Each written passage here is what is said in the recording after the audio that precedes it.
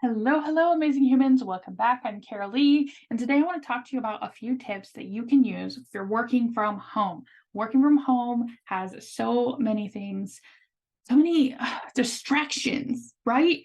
So many distractions. All right. So I want to give you a few tips on how you can work from home and have less interruptions and make it feel even better.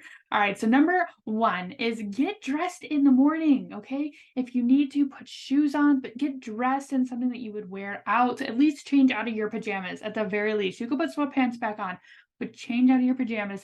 It tells your brain it's time to get to work. Okay. That can be super, super helpful.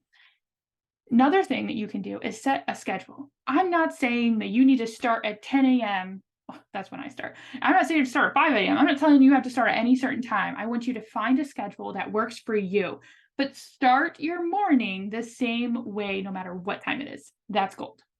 Another thing that would be super helpful when you're working from home is having a designated spot where you work. So it also tells your brain, just like getting dressed, that this is work time. Okay. Now, if you work from home, there are times where you can go out and work other places. That's great. But have a designated spot where you work and your brain understands it's time to work. It's not getting super, super distracted all the time over here. Okay.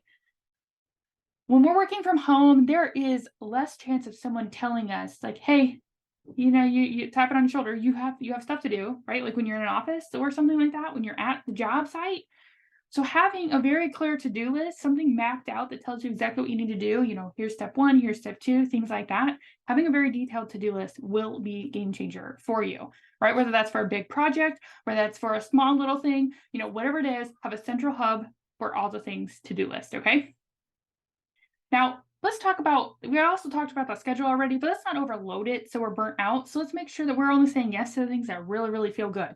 All right. So we can say no. No is a full sentence.